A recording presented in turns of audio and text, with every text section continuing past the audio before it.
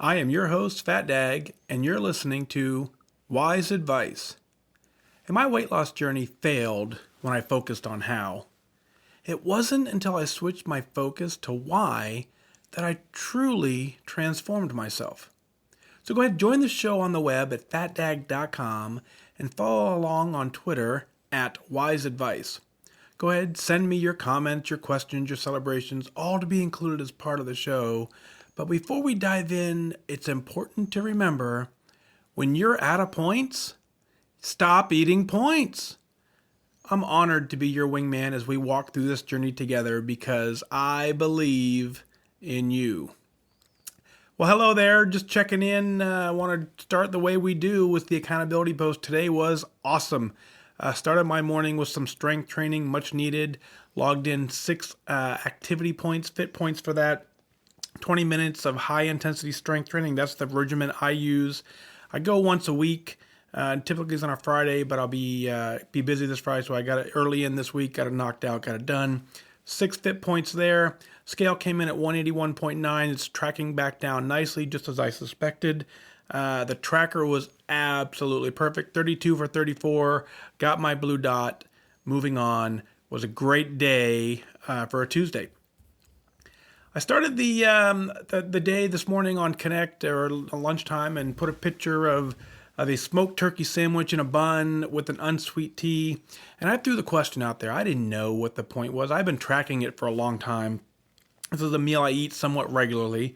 But I put it out there just curious to see what the range would be for the point-wise. Always interesting. This is one of my favorite things to do on Connect. I don't do it too often, but it's one of my favorite posts is to take a picture of what I'm eating and ask you to tell me how many points you think it is. And that was really fun. There's the range anywhere. I think the lowest number I saw was someone thought it would be 6 points, and then it was all the way up to 12 points was the highest number. So here we are.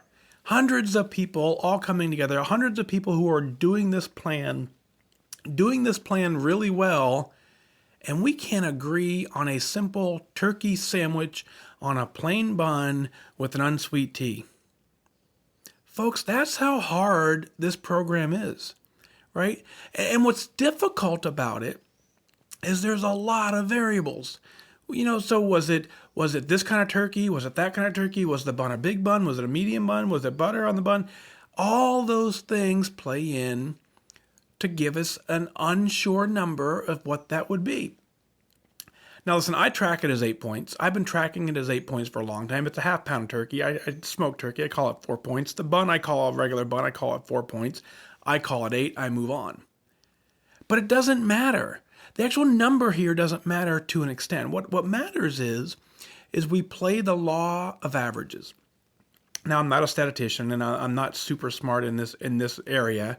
But what I know is that when we talk about averages, the more data points we use to get an average, the more accurate that average number is going to be.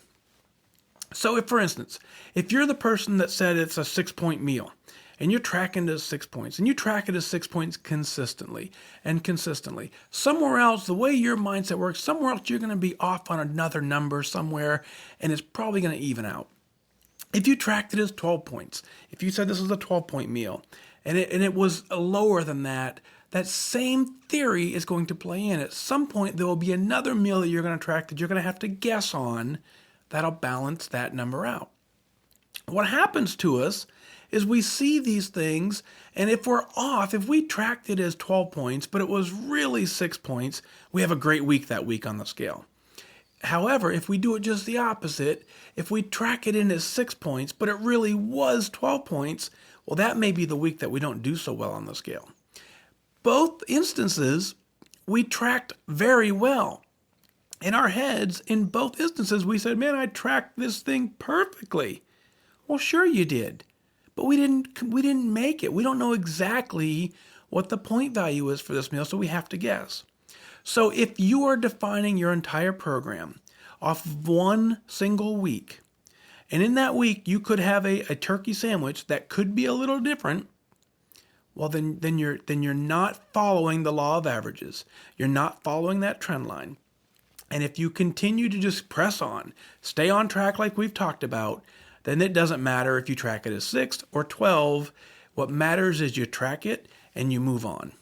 Because I assure you, whether you track it at 6, whether you track it at 8, if you're mindful to that process, the overall result long term is going to show and demonstrate that you're eating considerably better than you had in the past, and you're going to have success. So that's it on the turkey sandwich. I don't know. I call it 8. I've called it 8 for a long time. I reached my goal calling it 8. So I'm gonna lock in at 8 and move on that. Now we're going to get to an email here. Barbara out of Spencer, Massachusetts writes in. She is down 25 pounds. How cool is that? 25 pounds, we know, does not happen by accident. So Barbara, really good job there. Keep up the great work. And I see your question at the bottom here. It says, how can I motivate myself to use the treadmill daily or at least 5 days a week? So here we go. The way I always work on these types of things is I say it with me, you set attendance goals, not performance goals. So there is no motivation required in that sense. Motivation's there. It's the discipline is what you need. What you need is you need to say, I'm doing this. I'm going to get up every single day and I'm going to go on the treadmill. Where we normally fall off the treadmill, figuratively, where we normally fall off that plan is on day 1, we want to kill it. We want to go out and work that treadmill as hard as we can because we feel like we're doing something. Day 2 comes around and our legs are sore. Our back is sore. We're tired. Day 3, we're still tired. Day 4, we're tired. Boom, day 5, we're motivated again. And we hop on and we go back on the treadmill for full force. And that cycle repeats. And eventually we just quit doing it altogether because it's too difficult. Now, what I want you to do, where I want you to focus, Barbara, is I want you to set an attendance goal. My only goal is to be on the treadmill 5 days this week. That's it. I don't care if it's a 1-minute walk at 1 mile an hour or less. What I want you to do is every single day, get on that treadmill and do as little as possible so that the next day you're not sore, you're not tired, you simply get on and you do the same exact thing. At some point, you will start to recognize the boredom in this, and you will increase the speed, you will increase the distance, you will increase the intensity, but you have to develop the habit of saying, I do this daily. And you cannot develop the habit if you don't do it daily. So if you're working yourself into it too much, it's where you need a rest day. Slow down. Just take it back. Set your attendance goal and just do as little as possible so that you can repeat the process. Your body will let you know when it's ready for more. So back on you, you're doing fantastic work. What you're doing is working. 25 pounds down does not happen by accident. We've said that more than once. We all know that to be true. So what you're doing is working just fine. Keep up with that. Add in some attendance goals on the treadmill. Right back in. Let me know how you're doing. It's a great job there. Another email I got, Kirby out of Reno, Nevada. Kirby writes in, real great email that kind of mirrors my story as well. As I put my intro to Fat Dag out on the podcast here, and I lay it out. I tell you exactly what was going through my mind. I tell you all my struggles.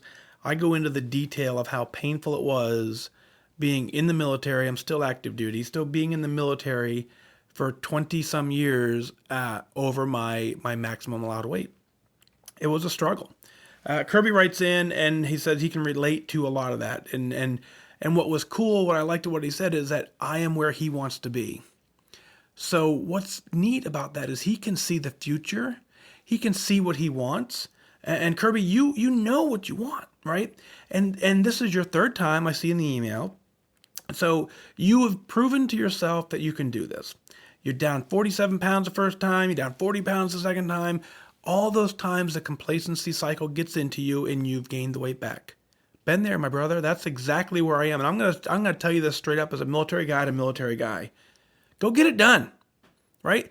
You even acknowledge it in your own email.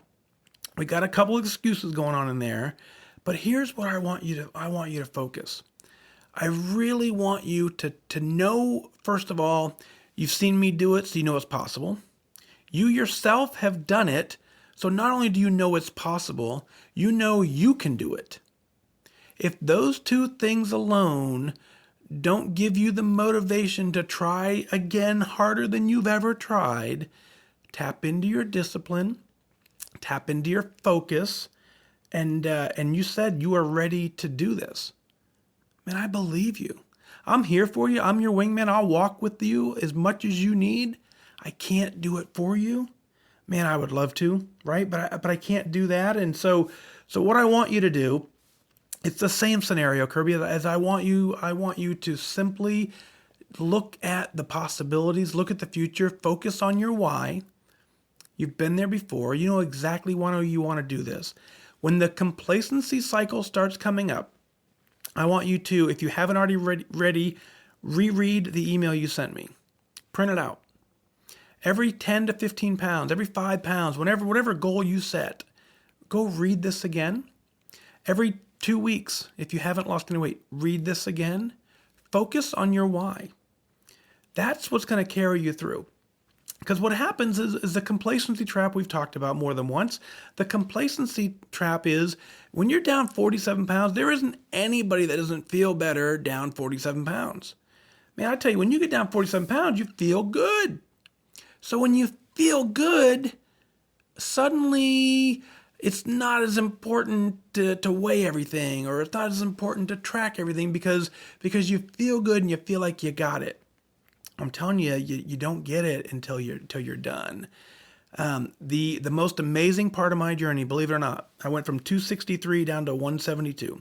The most amazing part of my journey was not from 263 to 189. Nope, that was great. I enjoyed that. The most amazing part of my journey was 189 down to 172. That's where all the magic happened. That's where the true transformation happened.